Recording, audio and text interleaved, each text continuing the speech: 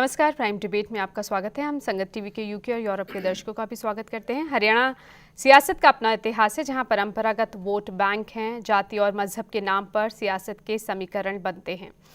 हरियाणा में पहली बार चुनाव मैदान में झाड़ू लेकर उतरी आम आदमी पार्टी प्रदेश को वंशवाद, भ्रष्टाचार और क्षेत्रवाद से मुक्त करने की जो बात कह रही है, कितना वो अपने मकसद में कामयाब हो पाएगी। दिल्ली में झाड़ू चलाने के बाद आम आदमी पार्टी ने अब हरियाणा में अपनी झाड़ू यात्रा की शुरुआत कर दी है। गुड़गांव से आम आदमी पार्टी के लोकसभा उम्मीदवार योगेंद्र यादव ने कहा कि उनकी पार्टी परिवारवाद, जातिवाद और भ्रष्टाचार के खिलाफ लड़ने आई है। जो अति विकसित, अति आधुनिक गुड़गांव की बिल्डिंग आपको सड़क के बाएं हाथ की तरफ दिखाई देती हैं, और आप 40 किलोमीटर अंदर चले जाइए तो मेवात का इलाका है, जहां लगता है कि आज़ाद हिंदुस्तान के अंदर कोई विकास हुआ ही नहीं। आप दूर छोर के गांव की तरफ चले जाइए, विकास से बिल्कुल अछूता इलाका है। जाहिर है गुड़गांव से उम्मीदवार हैं तो वहां की समस्याओं की बात तो उठाएंगे ही। विकास के मुद्दे पर अभी तक यहां से कांग्रेस सांसद रहे राव इंद्रजीत सिंह अपनी ही सरकार पर सवाल उठाते आए हैं। अब वो खुद आम आदमी पार्टी के निशाने पर थे। जो एमपी और एमएलए रहे हैं, उन्होंने इस इलाके की दुख तकलीफ को पिछले 10-15 साल में कितनी बार संसद में उठाया है। गुड़गांव का दुख तकलीफ, गुड़गांव के लोगों की समस्याओं पे पिछले 10 सालों में कितनी बार चर्चा हुई, क्या मुद्दा उठाया गया और उससे क्या हासिल हुआ। हरियाणा में शुरू हुई आपकी झाड़ू यात्रा 23 फरवरी तक चलेगी।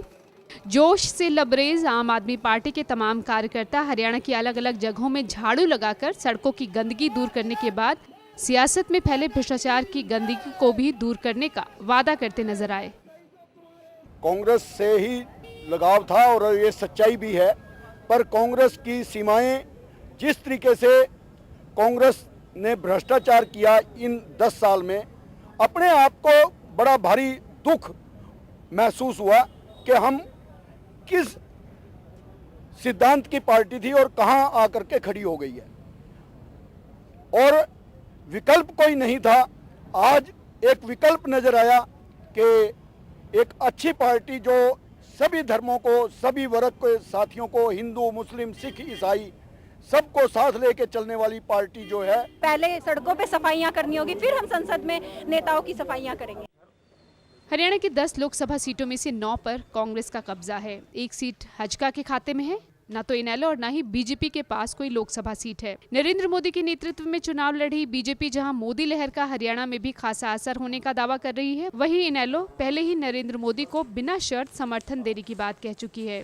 लेकिन जाति समीकरणों के मकड़जाल में उलझी हरियाणा की सियासत को जो नई दिशा देने का दावा आम आदमी पार्टी कर रही है, क्या वो अपने मकसद में कामयाब हो पाएगी?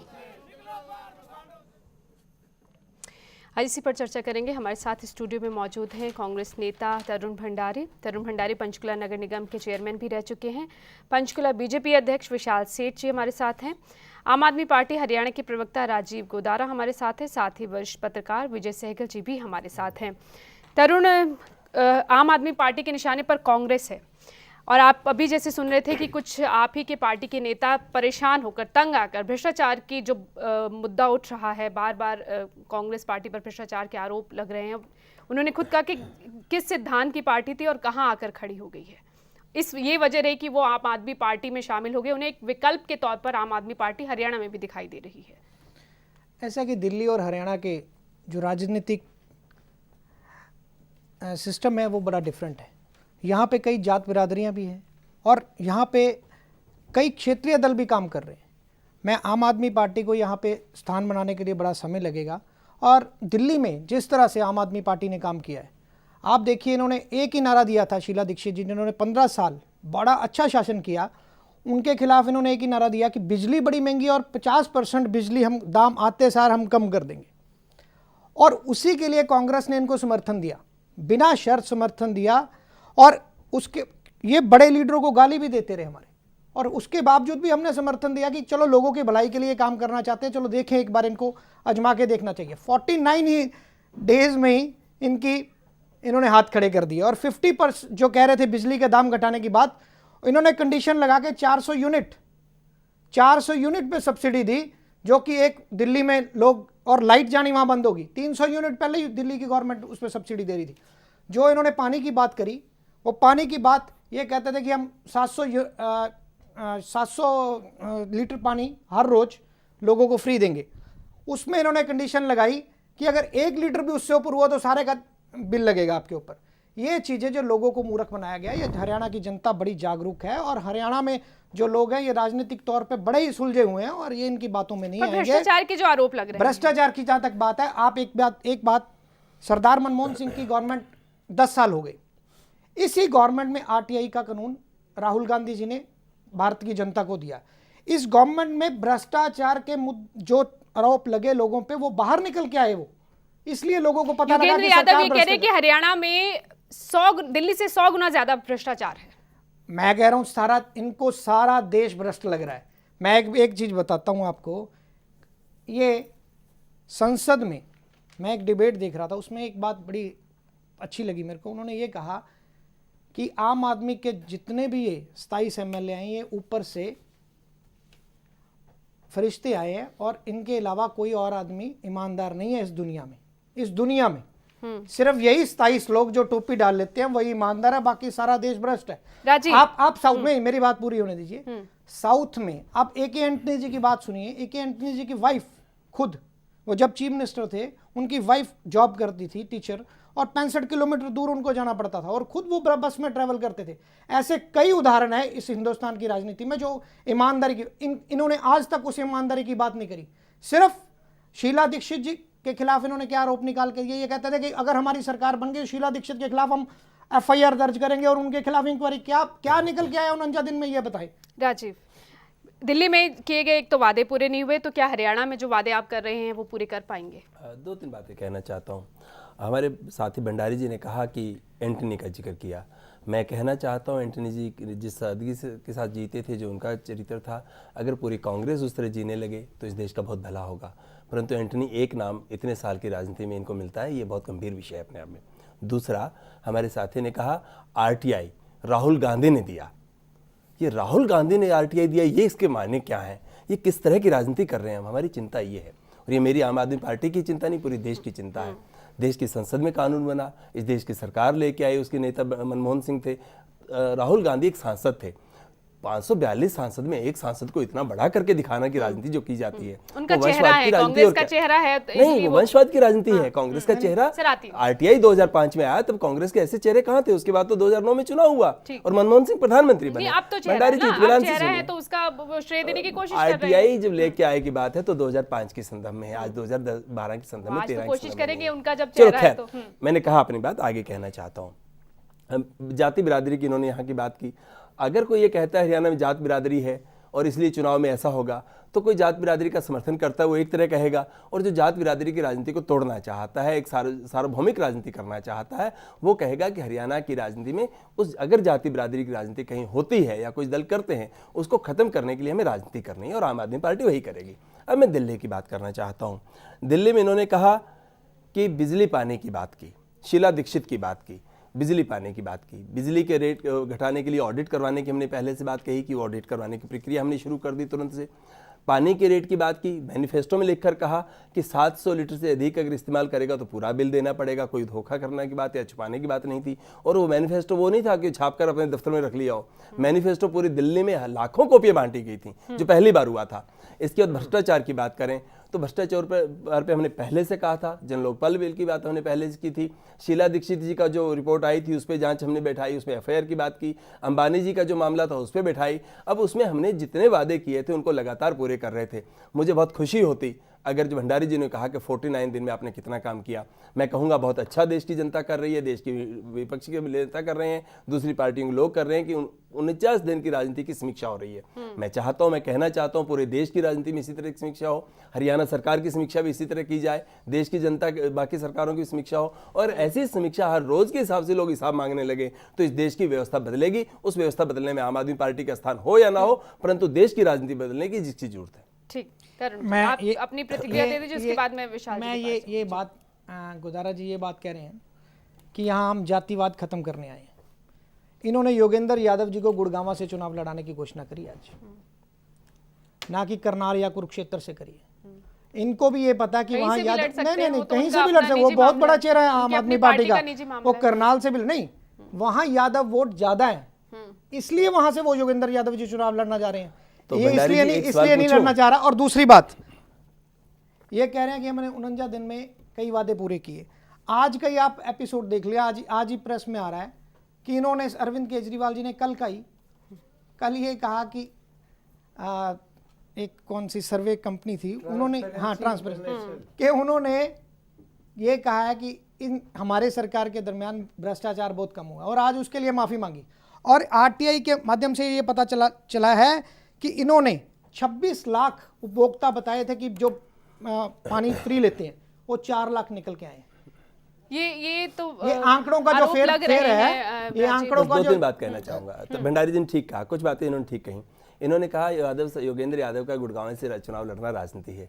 मैं ये कहना चाहता हूँ, गुड़गांव के रहने वाले हैं, वहाँ से लड़ रहे हैं। अगर जातिक राजनीति को तोड़ने का यही पैमाना है, तो मैं इनसे गुजारिश करूंगा कि अपने हाईकमान को लिख कर दें, क्योंकि इनके तो हाईकमान टिकट तय करता है कि दीपेंद्र हुड्डा जी को गुड़गांव से लड़ाएं और रोहतक से ना लड़ाएं। बस मुझे लगता है कि चुनाव कहाँ से लड़ेंगे इससे तय नहीं होता। सिर्फ एक दूसरा, इन्होंने बात कही माफी मांगने की, बहुत सुंदर हुआ, गलती हुई, ये अरविंद केजरीवाल ने अगले दिन माफी मांगी, बहुत सुंदर बात थी। 1984 में दिल्ली में दंगे हुए, राहुल गांधी ने खुलकर कहा, हमारी पार्टी के लोग उसमें शामिल थे, माफी मांगने की बात आई तो चुप रहे इतने साल बाद भी। ये माफी ना मांगने का अहंकार जो है उसको खत्म करना है। गलतियां सबसे होती हैं, गलतियां हो सकती हैं, जैसे ही पता लगे माफी मांग लेना, जनता के सामने स्वीकार कर लेना। वो अगर कांग्रेस करने लगे, 1984 के दंगों के लिए माफी मांग ले, 60 साल में देश की जनता के साथ जो आपने धोखा किया है उसके लिए माफी मांग ले तो काफी सुंदर होगा। बीजेपी के लिए कितना खतरा है? आम आदमी पार्टी अब झाड़ू यात्रा शुरू कर चुकी है। आम आदमी पार्टी औपचारिक तौर पर अब हरियाणा में उतर चुकी है। देखिए, आम आदमी पार्टी एक अभी नई पार्टी है, इसका उदय हो रहा है। दिल्ली के अंदर इन्होंने कुछ परिणाम इनकी अपेक्षा के से बहुत अधिक आ गए। उसके कारण देखिए, कारण आपकी सरकार बनने से रह गई। हमारी सरकार, हम सबसे बड़े दल के रूप में वहां उभरे, हमने क्लेम नहीं किया उसको। और उस ऐसी परिस्थिति को फटाफट हेस्ट के अंदर जो आपने उसको झपटने का प्रयास किया, उसका परिणाम आपने देखा 49 दिन के नौटंकी के बाद उसका क्या हश्र हुआ। मैं आपको एक इस बात के ऊपर आपका ध्यान लाना चाहूँगा कि 49 दिन के बाद इनको पीठ दिखाकर भागना क्यों पड़ा। जब भी आप घोषणा पत्र बनाने में कोई बहुत बड़ी वो कोई कलाकारी नहीं दिखानी होती, केवल मात्र घोषणाएं करनी होती हैं। आपने बहुत ये सियासी दलों को ये लगता है कि ये सिर्फ घोषणा है, ये घोषणा है, पूरा करे ना करे। मैं आपको अभी बता रहा हूँ, इन्होंने, ये आप अपने पर भी लागू करते हैं? नहीं, हमने तो जब भी जो भी घोषणाएं कर रहे हैं उनके ऊपर हम अमल कर रहे हैं। इस तरह पर भागते नहीं। आप पहले मेरी बात सुनिए। चिपक कर बैठते हैं, भागते नहीं। यस, हम अपने मुद्दों के साथ चिपक कर बैठते हैं। उन मुद्दों को एक आप बोल रहे थे, मैं बोला नहीं, बिल्कुल शिष्टाचार नहीं है, पहली बात। बोलिए विशाल जी। तो उसके अंदर आम आदमी पार्टी को जब भी जो भी इन्होंने वायदे किए, डेमोक्रेसी के अंदर क्या है, रोज बिल बनते हैं, रोज गिरते हैं। हम जो आम आदमी पार्टी ने, ये डिक्टेटरशिप वाला काम नहीं है। डेमोक्रेसी क्या हुई फिर? अगर इनका बिल पास नहीं हुआ तो they should fight for it. इनको लड़ना चाहिए था ना। अब रोज हर विधानसभा के अंदर, भारत के अंदर जितनी विधानसभा है, जितनी अपनी एक लोकसभा में, राज्यसभा में, रोज बिल पास होते हैं, रोज बिल गिरते हैं। तो इसका मतलब लड़ाई छोड़कर मुंह छुपाकर भागने वाला काम जो आप पार्टी ने किया है, उससे दिल्ली की जनता निराश हुई है। उनके वायदा पूरे नहीं हुए। उसका क्या असर आपको लगता है हरियाणा में? क्या नकारात्मक असर पड़ सकता है या सकारात्मक पड़ सकता है? जो ये तर्क दे रहे कि हम जन लोकपाल बिल की मांग कर रहे थे, वो नहीं पूरा, तो हमने इसलिए इस प्रकार से हर 50 दिन के साइकिल के ऊपर उसका असर कितना पड़ सकता है? आपको क्या लगता है, सकारात्मक या नकारात्मक? क्या भारत के अंदर 5 वर्ष की जो अवधि हम एक सरकार को देते हैं, हर 50 दिन के साइकिल के ऊपर सरकार गिरी जाएगी और इस प्रकार से 35 बार चुनाव करवाए जाएंगे? आम आदमी पार्टी की झाड़ू यात्रा हरियाणा में कितना असर दिखा सकती है, इसी पर आज हम चर्चा करें। हमारे साथ हरिभूमि के संपादक रोहतक से ओंकार चौधरी जी फोन लाइन पर रोहतक से जुड़ रहे हैं। ओंकार जी, क्या लगता है, गुड़गांव से योगेंद्र यादव को उतारा गया है और वहां से ये माना जा रहा है कि बीजेपी जो है वो राव इंद्रजीत सिंह को टिकट दे सकती है कांग्रेस से। अब कांग्रेस छोड़कर अब वो बीजेपी में शामिल हो चुके हैं। अभी यहीं पे सवाल उठा है कि क्योंकि वो जातिगत समीकरणों की वजह से योगेंद्र यादव को वहां से उतारा जा रहा है, हालांकि आप ये कह रही है कि क्योंकि वो वहां के रहने वाले इसलिए उन्हें टिकट दिया गया है। देखिए, आम आदमी पार्टी का तर्क अपनी जगह ठीक है।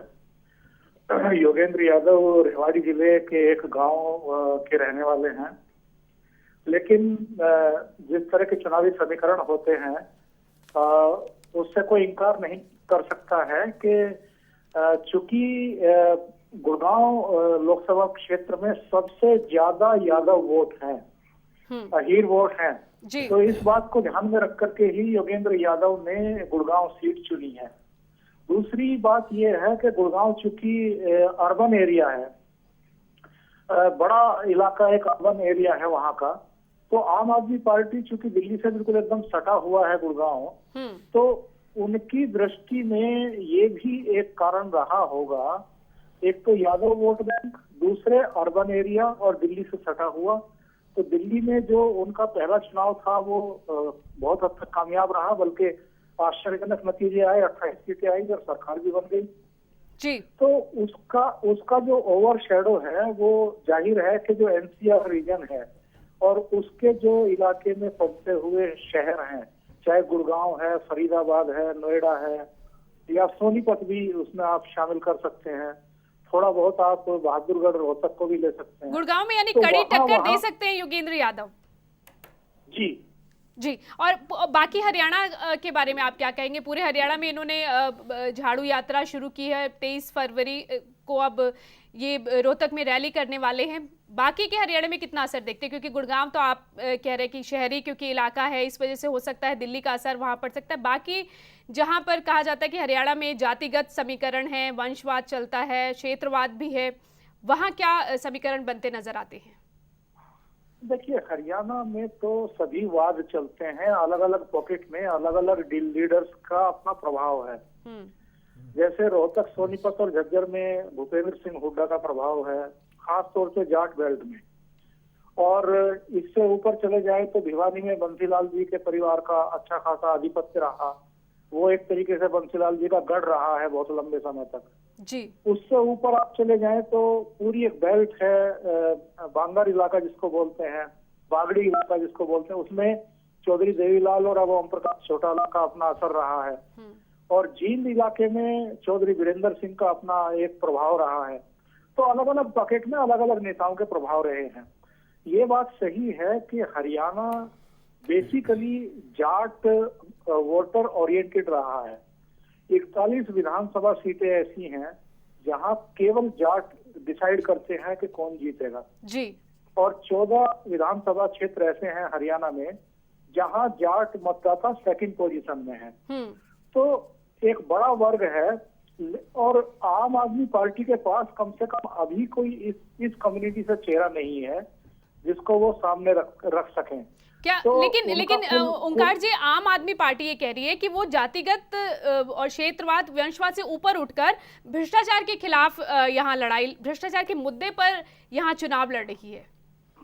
देखिए, बात उनकी सही है और वो दिल्ली में तमाम जातीय समीकरण, सांप्रदायिक ध्रुवीकरण और जितने भी और एस्पेक्ट्स होते हैं उनसे ऊपर उठ करके उनको भ्रष्टाचार के खिलाफ जो उन्होंने मुहिम छेड़ रखी थी, हाँ, इसकी वजह से उन्हें सफलता मिली। लेकिन ये भी कहा जाता है कि वहां पर क्योंकि शहरी प्रभाव ज्यादा है दिल्ली में। बात सही है। और जहां तक हरियाणा का सवाल है वहां तो मिली जुली आबादी है, शहर की भी है और देहात की ज्यादा है। तो यहाँ इनके लिए चुनौती बहुत बड़ी है। दूसरे लोकसभा चुनाव में और विधानसभा चुनाव में बड़ा अंतर है। लोकसभा चुनाव जब होंगे तो उस समय लोगों के जहन में होगा ये कि कांग्रेस का विकल्प कौन दे सकता है और वैकल्पिक नेता कौन हो सकता है। अरविंद केजरीवाल या योगेंद्र यादव या दूसरे इनके जो लीडरान हैं वो ऑलरेडी इस बात को स्वीकार कर चुके हैं कि राष्ट्रीय स्तर पर लोकसभा का चुनाव लड़ने की हमारी तैयारी पूरी तरीके से नहीं है। तो ऐसी स्थिति में हरियाणा में जब भारतीय जनता पार्टी अपने कैंडिडेट लेकर के सामने आएगी, और हमें ये नहीं भूलना चाहिए कि हरियाणा में भी और केंद्र में भी कांग्रेस जो है वो 9-10 साल की एंटी इनकम्बेंसी फेस कर रही है इस समय। हाँ, लेकिन 9 सीटें हैं हरियाणा में फिर भी कांग्रेस के पास, और बीजेपी कह रही है कि भाई इस बार मोदी लहर का असर हरियाणा में भी पड़ेगा। ओवरऑल ही अगर आप देखें तो जितने सर्वे आ रहे हैं और जिस तरह की खबरें आ रही हैं, जमीन से भी जो फीडबैक मिल रहे हैं, उसमें एक फैक्टर मोदी का जरूर दिखाई दे रहा है। अब वो कितना चल पाएगा, हरियाणा में कितना नहीं चल पाएगा, ये तो आने वाला वक्त तो बताएगा। क्या माने, ये कांग्रेस वर्सेस बीजेपी वर्सेस आम आदमी पार्टी क्या किसमें है? मुझे लगता है कि जो आम आदमी पार्टी का कैंडिडेट अभी एक ही सामने आया है हरियाणा से, और वो गुड़गांव से योगेंद्र यादव है। योगेंद्र यादव एक जाना माना चेहरा है, बहुत लंबे समय से टीवी चैनल्स पर लोगों ने उनको एक घुटे हुए विश्लेषक के तौर पर देखा है, और अब आम आदमी पार्टी के प्रवक्ता के तौर पर भी जो उनका परफॉर्मेंस है बहुत ही अच्छा रहा है। एक सुलझे हुए वो चिंतक भी हैं, सामाजिक कार्यकर्ता भी हैं। मेरे विचार से गुड़गांव सीट पर मेन फाइट जो है वो योगेंद्र यादव और भारतीय जनता पार्टी के कैंडिडेट राव इंद्रजीत सिंह के बीच ही रहने वाली है। ठीक, शुक्रिया ओंकार जी हमारे साथ जुड़ने के लिए, क्योंकि आपने अभी जाना है। विजय जी, ये इस पूरी चर्चा से आप क्या निष्कर्ष निकाल रहे हैं? आपने यहाँ जो राजनीतिक दलों के प्रवक्ता है उन्हें भी सुना, और ओंकार चौधरी जी भी जो कह रहे हैं। देखिए, मैं एक बात बड़ी साफ तौर पे महसूस कर रहा हूँ कि दिल्ली के आपके प्रयोग के बाद, उसको सफल असफल हम बाद में बात करेंगे, एक साइलेंट वेव तो कहीं ना कहीं अप्रत्यक्ष नज़र आने लगी, और उसका एक लक्ष्य यही है कि विकल्प प्रस्तुत किया जाए। अब आप हरियाणा की बात कर रहे हैं, हरियाणा में कांग्रेस का वर्चस्व है, कांग्रेस ने नाम कमाया है, भ्रष्टाचार के मुद्दे भी उछले हैं, लेकिन आज हरियाणा में भी लोग एक चेंज चाहते हैं, और चेंज चाहते हैं जो बेहतरी के लिए चाहते हैं। तो अब तक तो यही होता था, परंपरागत लड़ाई ये बीजेपी जो प्रस्तुत कर रही है कि हाँ भाई हम इस बार सामने नरेंद्र मोदी का नाम लेकर, उसके मुकाबले आम आदमी पार्टी कहाँ खड़ी होती है? देखिए, अब ये बात हमें स्वीकार करनी चाहिए कि आम आदमी पार्टी दिल्ली में इतनी बड़ी फतेह के बाद यहाँ एक शुरुआती दौर में है, और जब तक पूरे इनके मोरे सामने नहीं आ जा सकते, आप कैसे कह सकते हैं?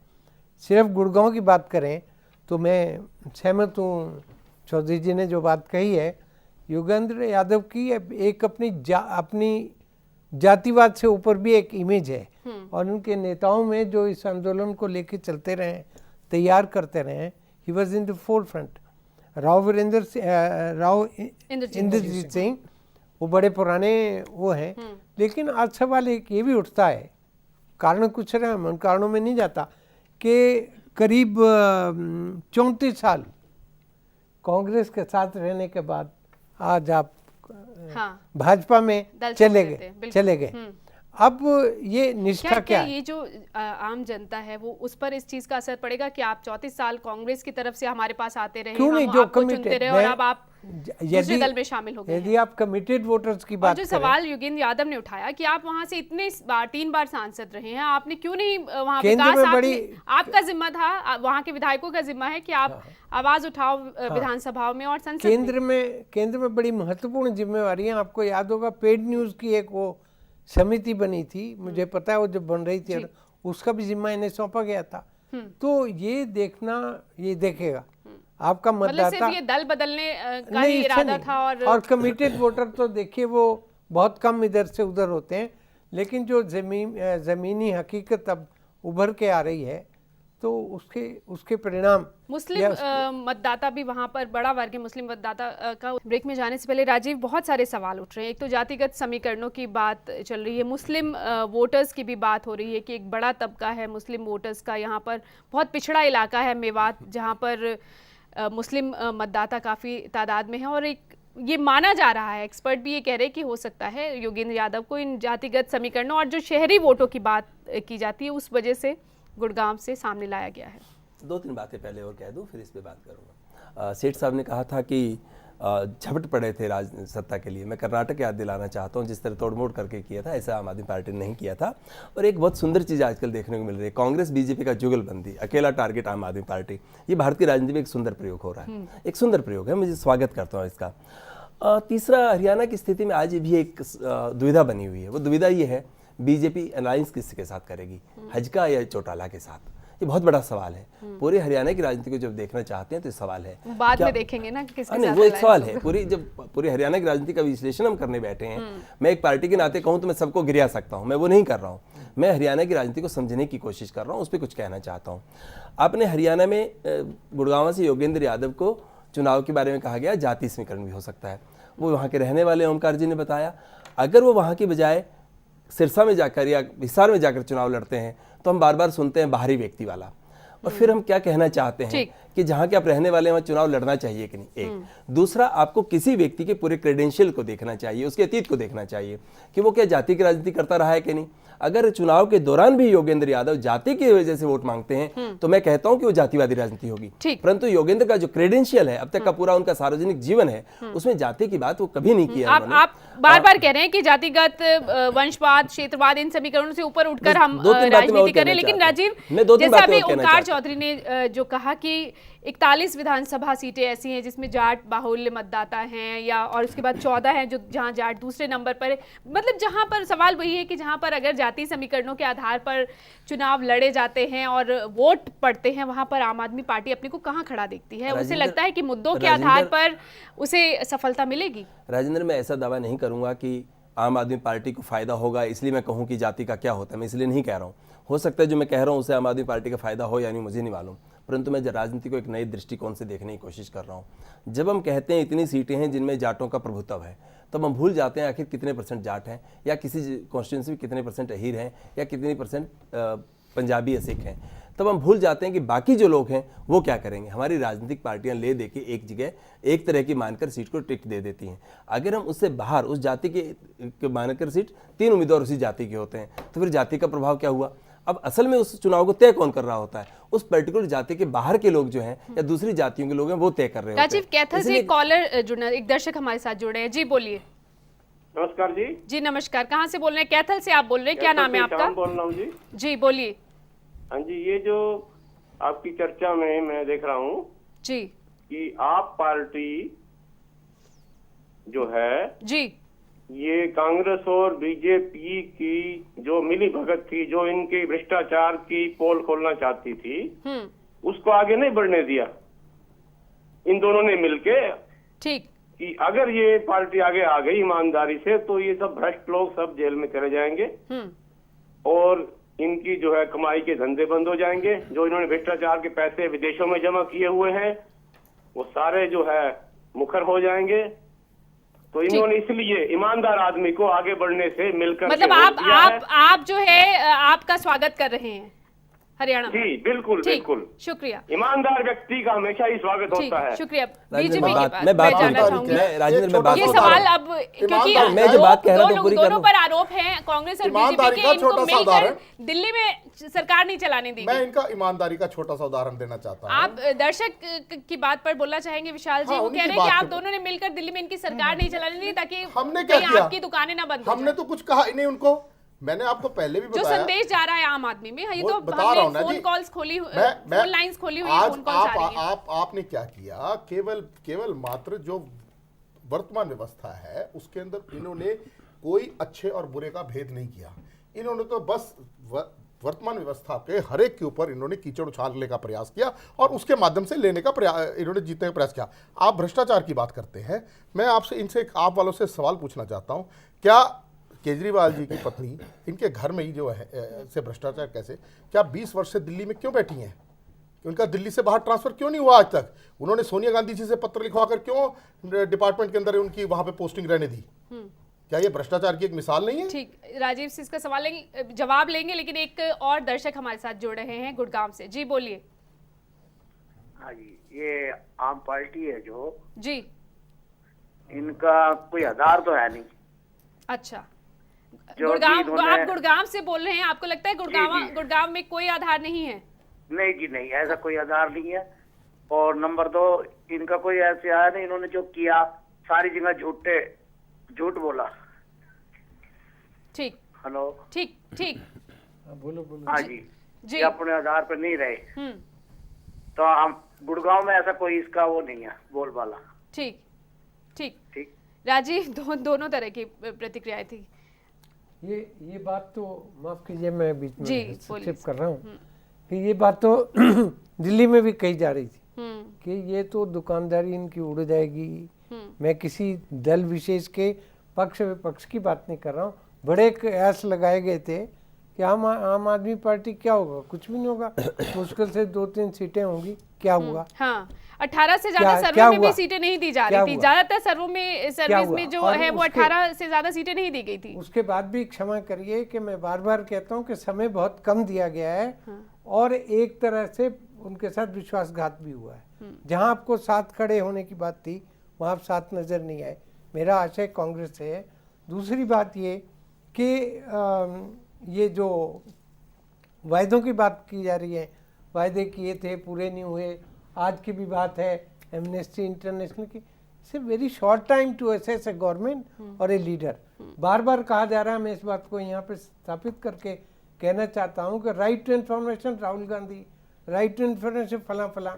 अरे हम क्यों भूलते हैं कि अरविंद केजरीवाल ने, he was the right to information activist और मैग्सेसे पुरस्कार उन्हें इसका मिला हुआ है। तो आज के नए परिदृश्य में इन बातों का बहुत असर पड़ता है। तरुण, मैं आ रही हूँ, लेकिन एक और दर्शक हमारे साथ रोहतक से जुड़े हैं।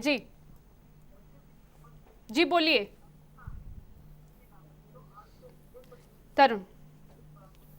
जी, जैसे सहगल साहब ने कहा कि आरटीआई का श्रेय अरविंद केजरीवाल जी को जाता है। मैं इनसे ये नहीं, सिर्फ एक को श्रेय नहीं जाता है, उन्होंने काम किया, राहुल गांधी जी का नाम किया। मेरी एक चीज बताइए, आज मुख्यमंत्री चौधरी भूपेंद्र सिंह हुड्डा जी हैं हरियाणा में, और उनके नीचे कई अफसर काम कर रहे हैं। जब तक सरकार नहीं चाहे कोई भी रूल आ सकता है, मैं ये पूछना चाह रहा हूँ। और दूसरी बात, जो फर्स्ट कॉलर ने ये कहा था कि कांग्रेस और बीजेपी ने आम आदमी पार्टी की सरकार नहीं चलने दी, ये हमारी कांग्रेस की गवर्नमेंट को, कांग्रेस के लोगों को गाली दे रहे थे और 27 आए थे। हमने फिर भी बाहर से इनको समर्थन दिया और पहले दिन अरविंद लवली जी ने यह कहा कि जब तक आप अच्छे काम करते रहोगे हम आपकी सरकार चलाते रहेंगे। किसने क्विट करा, किस बात पे? लोकायुक्त ऑलरेडी दिल्ली में है। ये बीच का रास्ता बना के निकलना चाहते थे कि हम पूरे हिंदुस्तान में घूम रहे, क्योंकि अरविंद केजरीवाल वहां ब्लॉक हो गए थे। कमजोर लोकायुक्त की हमेशा बात उठती रही। नहीं, आप उनको पावर दीजिए। नहीं, आप लोकपाल बिल तो इनके घोषणा पत्र में था। नहीं, मेरी एक चीज बताइए, दिल्ली का मुख्यमंत्री आपको बना दिया और आप पावर दीजिए जिसको भी देनी है। इसमें भागने वाली क्या बात हुई? इतनी जल्दी क्विट करने वाली क्या बात थी? सहगल साहब कह रहे हैं कि उनको बड़ा कम टाइम दिया। कम टाइम नहीं दिया गया। ये और सरकार चलाते तो कौन कौन क्विट कर रहा था? आप दोनों समर्थन दे देते, सरकार ये चला लेते जन लोकपाल बिल के मुद्दे पर। नहीं, यही तो आप लोगों पर सवाल उठ रहे कि बीजेपी और कांग्रेस ने चलने नहीं दिया। मतलब ये हो गया कि आप हमारे हिसाब से चलते रहिए, कोई भी अपनी विचारधारा अपनी खत्म करके ब्लॉक करके हमारे पीछे लग जाओ तो हम सरकार चलाएंगे, नहीं तो नहीं चलाएंगे। यदि ये बातें अगर इस प्रकार से होंगी कि जो मुख्यमंत्री ने कह दिया वही होना है विधानसभा में, तो विधानसभा के सत्र बुलाने की तो आवश्यकता ही नहीं है। अगर उनकी बात नहीं मानी गई तो उनको दोबारा से बिल लेके आना चाहिए। बार बार प्रयास होते हैं, बार बार लोगों को कन्विंस करने का प्रयास किया जाता है। ऐसे भागने वाला तो कोई मतलब नहीं है। फिर आता बिल तो मतलब आप फिर साथ दे रहे हैं। मेरे साथ एक दर्शक जुड़े हैं। जी, कहाँ से बोल रहे हैं आप? बहादुरगढ़ से। मैडम जी बोलिए, क्या कहना चाहते हैं? मैडम जी, इस देश में भ्रष्टाचार करना तो बहुत आसान हो गया है और ईमानदारी के साथ काम करना बहुत मुश्किल है। आपको लगता है कि कोई दल अगर ये कह रहा है कि वो भ्रष्टाचार दूर करने की कोशिश करेगा तो वो सच में ये कामयाब हो पाएगा? मैडम जी, कोशिश तो करनी चाहिए ना आम आदमी पार्टी के द्वारा। लोग मतलब तंग हैं। ये जो एक हम दर्शकों को सुन रहे हैं, ऐसी व्यवस्था हो चुकी है कि भ्रष्टाचार युक्त यानी बिना ले दिए तो कुछ काम ही नहीं होता। हाँ, ये बड़ी समस्या है। शुक्रिया आपका हमारे साथ जुड़ने के लिए। ये बड़ी समस्या है। कई तरह के सवाल आए, अगर आपकी इजाजत हो तो मैं बिल्कुल बोलिए। पहले मैं गुड़गांव में और योगेंद्र का काम और उसका संबंध की बात कर दूं और फिर मैं हमारी जो साथियों की जुगलबंदी थी उसकी तरफ फिर आऊँगा। हरियाणा में 2002 में योगेंद्र यादव ने संपूर्ण क्रांति यात्रा की। उसके बाद 2004 में जनता का घोषणा पत्र निकालकर एक यात्रा फिर की संपूर्ण क्रांति मंच में, जिसमें योगेंद्र अग्रणी भूमिका में थे। SEZ के खिलाफ संपूर्ण क्रांति मंच ने फिर काम किया, एक पर्चा निकाला और खासकर रिलायंस का जो SEZ लग रहा था उसके खिलाफ कहा ये जमीन लूटने का तरीका है। 2005-06 की बात है ये। उसके बाद शिक्षा के बात इशू पे बात की। मेवात में जब मेडिकल कॉलेज बनाने की बात हुई और एक किनारे पे बनाया जा रहा था और मेवात में बहुत ज़बरदस्त आंदोलन चला था, योगेंद्र लगातार उस आंदोलन के साथ खड़े रहे। ये 2009-10 के आसपास की बात है। इस तरह के पूरे आंदोलन से जुड़े रहे योगेंद्र यादव, आज मंच उम्मीदवार हैं। दूसरी तरफ अगर आप इंद्रजीत को मान लें कि उनको बीजेपी का टिकट मिलने वाला है, चौटाला साहब के साथ अलायंस हुआ तो क्या होगा मैं नहीं जानता, पर ऐसा है तो 35 साल एक राजनीति में बैठकर, 10 साल संसद में बैठकर उसी सरकार के कामों को देखते रहे, वाड्रा और रिलायंस और डीएलएफ की लूट को देखते रहे, आप चुप रहे। आपकी अचानक सौदेबाजी में एक बात बनी नहीं और बीजेपी ने कहा कि अब हमारी तरफ आ जाइए। ये जो सौदेबाजी की राजनीति है उसको चुनौती देने का क्षेत्र बनेगा गुड़गांव। एक दूसरी बात मैं कहना चाहता हूं, हमारे साथियों ने कहा कि देखिए हमने कहा था जब तक आप अच्छे काम करोगे हम चुप रहेंगे। ये इनकी बहुत सुंदर बात है। एक काम अरविंद केजरीवाल की सरकार ने अच्छा नहीं किया और इन दोनों एक तरफ खड़े हो गए, वो था अंबानी पे पर्चा दर्ज करना। जिस दिन अंबानी पे पर्चा दर्ज हुआ दोनों एक साथ खड़े हो गए। अंबानी के लूट के खिलाफ ना बीजेपी बोलती है ना कांग्रेस बोलती है। जिस दिन ये किया तब दिक्कत होगी। जन लोकपाल की बात हमने की, मैं आखिरी बात कह रहा हूँ। एक बात इन्होंने कही, बिल गिरते हैं और बनते हैं। होगी किसी की राजनीति जिसमें बिल करे बने गिरे जो मर्जी हो, वादे टूटे ना टूटे, हमारी राजनीति वो नहीं है। हमने कहा था 18 मुद्दे, इन पे जब कोई रोकेगा हम सरकार में नहीं रहेंगे, हम चिपके नहीं रहेंगे। आम आदमी पार्टी ने वही किया। वो 18 मुद्दों की चिट्ठी कांग्रेस को दी थी, बीजेपी को दी थी। बीजेपी ने जवाब नहीं दिया, कांग्रेस ने कहा था ये प्रशासनिक है। अब जन लोकपाल बिल बनना या स्वराज बिल आना ये प्रशासनिक ऐसे मुझे नहीं मालूम, परंतु हमारी लाइन बहुत साफ थी। हमने वही किया, एक दिन सत्ता से नहीं चिपटे। हमने ना तो एमएलए तोड़े थे जैसे हुड्डा साहब ने तोड़कर बनाए थे, और ना हमने कर्नाटक में जिन्होंने किया था इनके खुद के टूटे हैं बेचारों के। हमारे टूटे पर हमने गोपाल कांडा को संभाल के नहीं रख सर, हम गोपाल कांडा को नहीं लाए थे तुम्हारी तरह। दिनी जी को ये संभाल के नहीं रख पाए सर, आपकी तरफ गोपाल कांडा को नहीं लाए थे ना। दर्शकों को भी हम बाद में जोड़ेंगे अपने साथ। लेकिन विजय जी, मैं आपसे अब पूछना चाहती हूँ, और भी बहुत सारे नाम है। ठीक है, हरियाणा से अगर हम बाहर निकलते, बहुत सारे जो नाम 20 नाम इन्होंने निकाले हैं। मैं मेन बात करना चाहूंगी, जो कपिल सिब्बल के खिलाफ आशुतोष को उतारा गया है चांदनी चौक से, दिल्ली में हाँ जरनैल सिंह को उतारा गया है। उसके बाद लुधियाना से एचएस फुल्का, और कुमार विश्वास की पहले ही बात हो रही थी, राहुल गांधी के खिलाफ अमेठी से उतारा जाएगा। लगता है कि जो बड़े नाम हैं, जो दिग्गज हैं, उनके खिलाफ आम आदमी पार्टी वो करिश्मा कर पाएगी जो अरविंद केजरीवाल ने शीला दीक्षित के खिलाफ दिल्ली में खड़े होकर किया। देखिए, इनका नामों का, बड़े नामों का फर्क तो पड़ता है। जैसे मुंबई में आप मेधा पाटेकर का नाम, जो आज 20 नामों की लिस्ट जारी हुई है आपकी तरफ से मिले जुले हैं। लेकिन मुझको ये लगता है कि ये बड़ी एक सुनियोजित रणनीति, मतलब मेरा मतलब चुनावों से है, वो किया गया है। और उसमें बराबरी या गैर बराबरी के बजाय हम ये सोच के चल सकते हैं कि छवि किसकी कितनी रही है, उसका कितना प्रभाव, ईमानदारी का जो दावा किया जाता है पार्टी की तरफ से। तो जो भी उम्मीदवार उतारा जा रहा है कि क्या वो उसमें खरा उतर रहा है। जैसे चांदनी चौक की बात करें, आशुतोष तो टीवी चैनल से और पत्रकार से जाना माना नाम है, वो जाना माना नाम है। और मुकाबले में कपिल सिब्बल है। कपिल सिब्बल का भी अपना प्रभाव क्षेत्र है, और लेकिन कई सवाल भी उठते रहे। लुधियाना की सीट पर आप क्या कहेंगे? लुधियाना पे मनीष तिवारी और एचएस फुल्का एक बड़े दिग्गज, बड़े चोटी के वकील हैं। सिख विरोधी दंगा पीड़ितों के लिए लंबी लड़ाई लड़ी, और लुधियाना में उनकी तादाद बहुत ज्यादा है।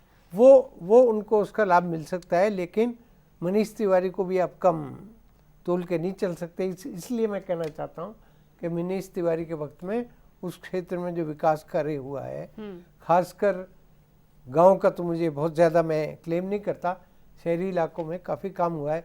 तो ये एक बहुत बड़ी टफ फाइट होगी। एक जो नए चेहरे भी हैं, तमाम नए चेहरे भी इसमें सामने आ रहे हैं, जो जिसे ये कहा जाता है कि बहुत ज़्यादा लोकप्रिय नहीं है। अब देखिए ना, मैनपुरी से बाबा हरदेव और मुकाबले में उनके मुलायम सिंह के खिलाफ, तो कई जगह तो ये एक तरह का एक आजमाइश होगी। यू डोंट नो कि कल क्या होगा, क्योंकि मुलायम सिंह तो पार्टी सुप्रीमो होने के अलावा बड़े पुराने राजनीतिक हैं। तो मैं समझता हूँ कि आज की अगर लिस्ट को आपको देख के चला जाए। सर, एक फोन कॉल शिमला से हमारे साथ बार वो मिली जुली एक तस्वीर हमारे सामने आती है। जी बोलिए। हेलो जी बोलिए। हाँ, ये मैं केजरीवाल साहब के बारे में बोल रही हूँ कि वो बहुत ऑनेस्ट नेता है, और ये जितने भी कांग्रेसी और बीजेपी वाले हैं ना, ये सारे के सारे अनपढ़ और चुस्त चालाक और बदमाश है, बस ये कहना है। ये आप सर्टिफिकेट दे दिया आपने तो। हाँ, ये तो बिल्कुल है। This is fact. अनपढ़ भी है सारे के सारे। इनको एक इंग्लिश का लेटर जो भी दिया, लोकपाल का जो चिट्ठी दी थी पढ़ने के लिए, इनको 80% को तो पढ़नी भी नहीं आती थी वो इंग्लिश में। ठीक, आपने वो पूरी कार्रवाई, मतलब आपने वो पूरी कार्रवाई देखी और आपने यही नतीजे, इसी नतीजे पर आप पहुंची। आधे तो मैडम सोए रहते हैं बीजेपी, इसके बुजुर्ग सारे ये छठे हुए चल रहा है, इनका चल रहा है। जी, शुक्रिया आपका हमारे साथ जुड़ने के लिए। बहुत बड़े आरोप कांग्रेस और बीजेपी जो मजबूत दल है उन पर लग रहे हैं। देखिए, इंग्लिश आना कोई समझदार आदमी की सिर्फ वो ये नहीं कि वो कह रहे, उनका कहने का मतलब ये नहीं था कि सिर्फ इंग्लिश में, वो कह रहे कि आप लोगों ने तो कभी देखा ही नहीं है। आपको आज बता दूं, हरियाणा के अंदर जितनी भी अभी तक जितनी भी लड़ाइयां लड़ी गई कांग्रेस के विरोध में, चाहे वो CLU का भ्रष्टाचार के आरोप हों जो कांग्रेस के ऊपर लगे, जो सड़कों तक लेके आए, लोगों तक लेके गए, चाहे वो क्षेत्रवाद की बात रही हो कि रोहतक के सिवाय कहीं पूरे हरियाणा के अंदर कहीं कोई काम नहीं हुआ, चाहे वो आज उदाहरण के रूप में मैं आपको 16 विधायक आपके अंदर जाने की तैयारी, कुछ काफी अंदर है, बाकी अंदर जाने की तैयारी में है। तो ये जो जितने भी मामले आज तक हरियाणा के अंदर कांग्रेस की जो भी भ्रष्टाचार के जो भी काम रहे, उनके सबको उजागर करने का काम केवल मात्र भारतीय जनता पार्टी ने किया। और भारतीय जनता पार्टी ने समय समय के ऊपर कांग्रेस को आड़े हाथों लिया। हरियाणा विधानसभा की बात, हरियाणा के अंदर आज तक किसी और ने उनकी बात ही नहीं उठाई उनके विरोध में, सिवाय भारतीय जनता पार्टी के। सेठ साहब कह रहे हैं कि कहीं रोहतक के अलावा कहीं काम नहीं हुआ।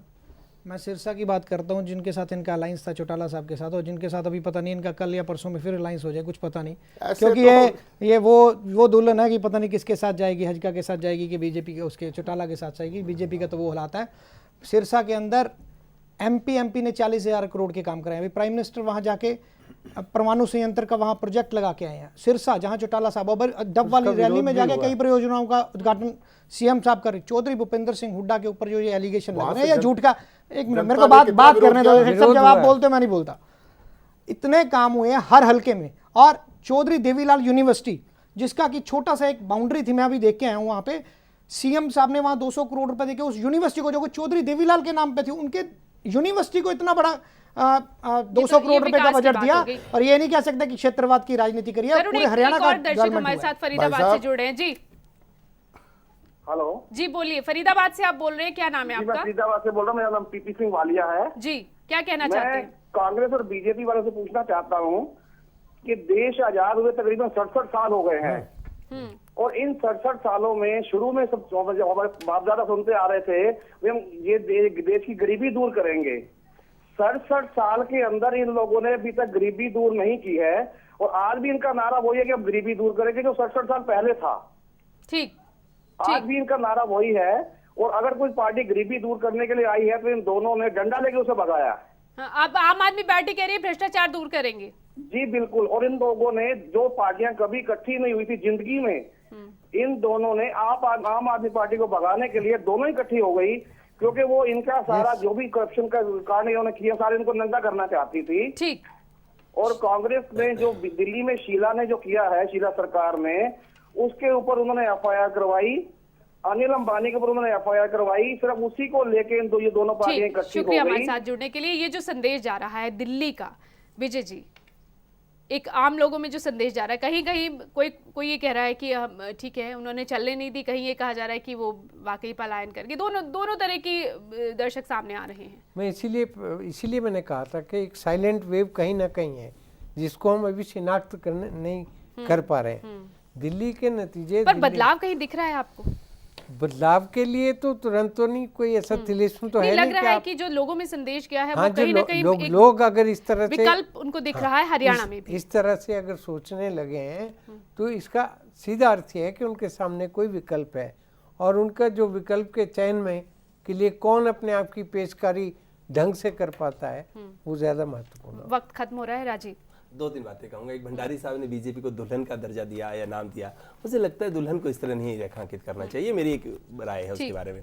दूसरा, चौधरी देवीलाल यूनिवर्सिटी के बारे में सीएम की इन्होंने बात की। मुझे याद है हरियाणा का सिरसा के लोगों का एक डेलीगेशन मिलने आया था देवीलाल यूनिवर्सिटी के बारे में, वहाँ का VC अपॉइंट करने के बारे में। मुझे भी उसके साथ जाने का मौका मिला था। सीएम साहब ने कहा आप मत बोलिए, मैं जानता हूँ मुझे मैं क्या करना है, मैं कर रहा हूँ। ये अगर किसी प्रतिनिधिमंडल को कहते हैं तो कितने कैसा विकास करते हैं वो देख लीजिए। तीसरा, बीजेपी के साथियों से मैं कहना चाहता हूँ, उनका सब मामले हमने उठाए। रिलायंस ने SEZ लगाने के नाम पर 8,000 एकड़ जमीन खरीदी, उसके बाद SEZ बंडन किया। इस दौरान लैंड सीलिंग एक्ट में अमेंडमेंट हुआ विधानसभा में, उसका कोई विरोध नहीं किया, और आज हरियाणा के अंदर ऐसे रिलायंस जो है 8,000 एकड़ 7,500 एकड़ जमीन का मालिक हो गया। और रिलायंस जो अंबानी की रिलायंस है, उसके खिलाफ बीजेपी आज भी क्यों चुप है? क्यों नहीं कहती कि रिलायंस को किस आधार पर ये, और इतना ही नहीं, जो 22 लाख के हिसाब से जमीन खरीदी थी रिलायंस ने, वो बाद में 2 करोड़ रुपए के हिसाब से CLU लेकर इंडस्ट्रियल टाउन के लिए लीज पे दी गई। ये जो रिलायंस, जो अंबानी का घराना ये कर रहा है, जो DLF कर रहा है, उसमें बीजेपी चुप रहती है। रिलायंस की इस बात के ऊपर विधायक अनिल विज जी ने बार बार विधानसभा के अंदर उठाया, शायद इनको मालूम नहीं है। और दूसरी बात, सड़कों पे उठाने में क्या दिक्कत है? एक इन्होंने टिप्पणी की थी, मैं तब बोला नहीं इनको। चलो ये कांग्रेस का पता चलता है, ये महिलाओं के बारे में कितना सम्मान करते हैं। इस तरह के जुगलबंदी की बात इन्होंने करी है। जुगलबंदी जिसकी भी सरकार होती है, बाकी ऑपोजिशन उसके खिलाफ आवाज उठाती है। क्या ये जब शीला दीक्षित की गवर्नमेंट है, ये बीजेपी के साथ मिले हुए थे? इनसे पूछना चाहता हूँ, हमें जवाब दे रहा हूं। और आज के ये चौटाला साहब और बीजेपी के साथ हरियाणा में मिले हुए हैं, ये बात गलत है इनकी कि जुगलबंदी कांग्रेस ने इनको बिना, एक मिनट, कांग्रेस में बीजेपी भी अभी अटैक किया मैंने। अभी मेरी एक चीज बताइए, जब समर्थन देने की बारी आई इन्होंने हमें गालियां दी, फिर भी हमने समर्थन दिया। आज किसने कहा था इनको क्विट करने के लिए? मुझे लगता है ये पूरे होते दिख रहे थे। घंटा भी कम है क्योंकि आप चुनाव आपके नेता ने 15 दिन की राजनीति करी है, जिससे पीछे का इतिहास पता ही नहीं है कि भाजपा कितने बातें उठाती रही विधानसभा में। आप सभी का इस चर्चा में शामिल होने के लिए, क्योंकि वक्त खत्म हो गया है आज के। बीजेपी नहीं अब ये मुझे लगता है अब चुनाव सर पर है, तो ये चर्चाएं लंबी चलेगी। आज के प्राइम डिबेट में इतना ही, इजाजत दीजिए, नमस्कार। खबरों की दुनिया में आइए, हमारे साथ कहीं भी और कभी भी जुड़िए। हम मिलेंगे फेसबुक पर, हम दिखेंगे YouTube पर, हमें फॉलो कीजिए ट्विटर पर। खबरों के साथ बने रहिए रात दिन।